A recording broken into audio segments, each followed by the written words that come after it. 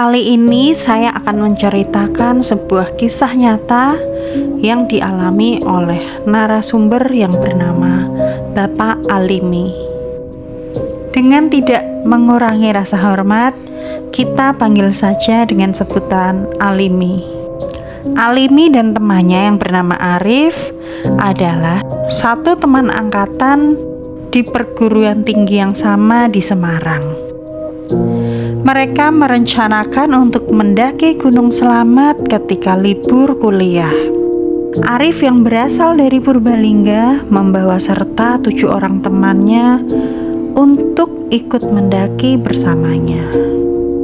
Sedangkan Alimi membawa 5 orang dari Semarang.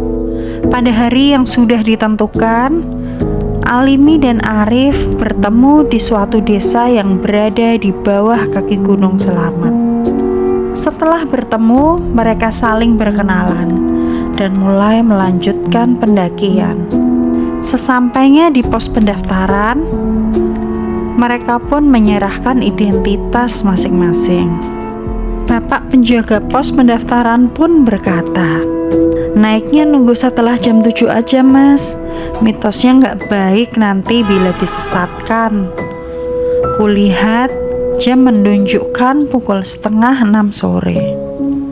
Setelah berdiskusi, kita semua tak mempedulikan kata bapak penjaga itu. Kemudian kita langsung melanjutkan pendakian agar segera sampai di puncak.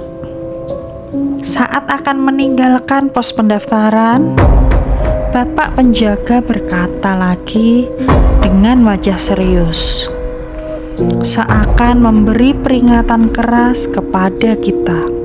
Dia berkata, "Bila nanti bertemu rumput yang menutupi jalan kalian menuju ke puncak, kalian berhenti dulu dan menunggu agar rumput terbuka kembali. Mitosnya, bila tetap diterjang, kemungkinan para pendaki yang melanggar akan tersesat di dalam sana." Ucap bapak pos penjaga tersebut dengan muka serius. Kami semua menganggukkan kepala dan berucap terima kasih kepada bapak tersebut. Kemudian kita melanjutkan kembali pendakian. Sebelum sampai pos 1, tiba-tiba hujan turun disertai petir yang menyambar. Lalu kita semua sepakat membuka tenda darurat untuk sementara waktu sambil menunggu cuaca membaik. Saat mereka sedang mendirikan tenda, Alimi kebagian tugas mencari ranting pohon untuk memperkuat ujung-ujung tendanya. Dia mengambil pisau yang telah disiapkan. Pada saat itu, untung saja bersebelahan dengan pohon yang begitu besar. Dia lalu menebas ranting yang berada di paling bawah. Ranting sudah ditebas, Alimi menyadari ada hal aneh yang baru saja ia lihat. Karena getah pohon yang biasanya mengeluarkan cairan berwarna putih, tapi ini malah mengeluarkan cairan yang berwarna merah, seperti darah. Tanpa berpikir macam-macam, saat itu langsung Alimi bergegas mengambil ranting pohon yang telah ditebasnya. Kemudian ditanamnya di tanah. Lalu tenda yang sudah jadi, ujung-ujungnya dikaitkan dengan ranting tersebut. Setelah tenda sudah siap, teman-teman Alimi yang berasal dari Semarang pun masuk ke dalam untuk berteduh sementara waktu sambil menunggu hujan reda. Saat semuanya sudah berada di dalam tenda, Alimi pun menceritakan kepada teman-temannya pada saat dia menebas pohon. Getah pohon yang ia tebas berwarna merah seperti darah. Lalu salah satu temannya berkata, Sudah, jangan terlalu dipikirkan, seakan tidak terjadi apa-apa. Tiba-tiba angin datang begitu kencang sehingga tenda kami bahkan hampir roboh. Kemudian semua yang ada di dalam tenda mendengar suara orang merintih kesakitan. Suara tersebut terdengar pada semua orang yang ada di dalam tenda. Lalu kita saling berpandangan dan ketakutan. Tiba-tiba Arif datang dan masuk ke dalam tenda kami dan mengajak kami untuk melanjutkan pendakian agar segera sampai ke puncak sebelum pagi tiba. Kita yang masih ketakutan di dalam tenda terheran-heran dengan masuknya Arif. Bukannya kondisi masih hujan dan disertai angin kencang ya. Setelah Alimi keluar dari tenda, mereka pun lalu segera membereskannya agar dapat langsung melanjutkan perjalanan. Lalu di tengah-tengah pekerjaannya, Alimi bertanya kepada Arif, "Rif, tendamu bagaimana tadi saat hujan dan angin deras? Apakah bergoyang-goyang dan hampir roboh?" Arif pun menjawab dengan santai, "Enggak kok, tenda kami aman-aman saja. Bahkan aku sempat ketiduran sebentar sambil menuju hujan reda. Hujannya tidak terlalu kencang kok."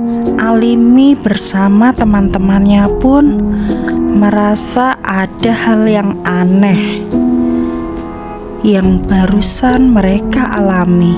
Tanpa berpikir macam-macam, mereka pun lalu melanjutkan pendakian kembali.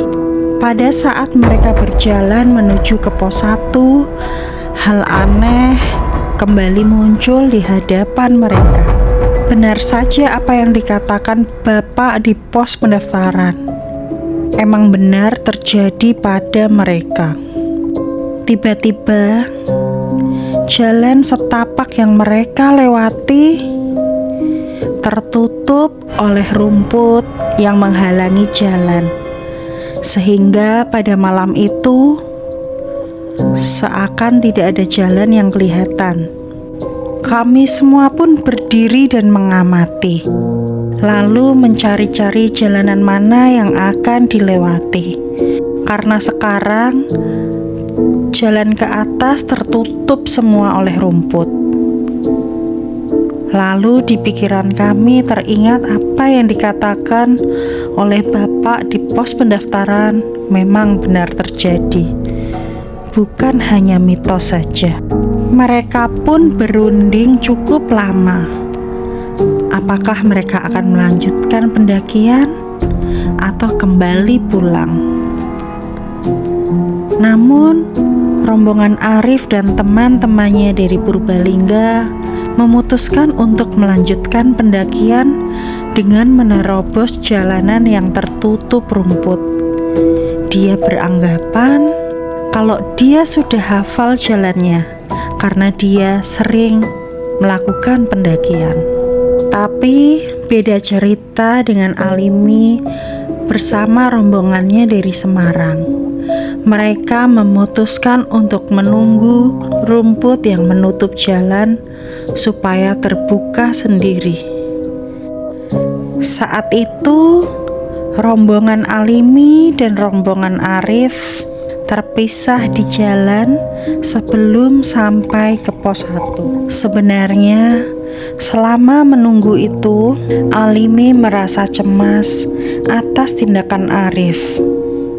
Karena dari bawah, Bapak penjaga pos sudah memperingatkan.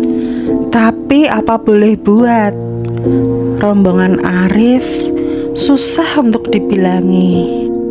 Dan dia sudah membuat keputusannya sendiri.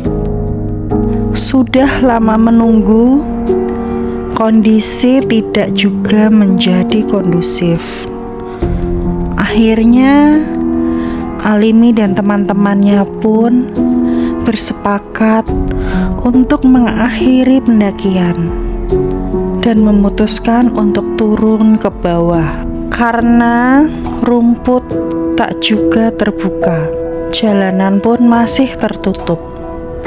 Dia tidak mau mengambil resiko karena dia sudah mengalami kejadian aneh di dalam tenda ketika menunggu hujan reda. Lalu mereka memutuskan untuk menunggu rombongannya Arif di pos pendaftaran. Setelah menunggu cukup lama di pos pendaftaran, Arif bersama teman-temannya tak kunjung turun juga. Hingga sore hari berikutnya, akhirnya Alimi memutuskan untuk melapor kehilangan temannya itu. Karena pada saat kejadian itu, handphone masih menjadi barang langka. Hanya orang-orang yang benar-benar mampu yang dapat membelinya. Makanya, tidak ada satu orang pun di rombongan yang membawa handphone. Hari itu setelah tim SAR menyusuri gunung dan tidak menemukan hasil, rombongan Alimi pun disuruh untuk pulang karena pencarian akan dilanjutkan oleh keesokan harinya. Bahkan hingga saat ini Arif dan rombongannya tak kunjung ketemu. Sampai Alimi lulus kuliah pun Arif juga belum ketemu. Kejadian ini terjadi pada tahun 1994.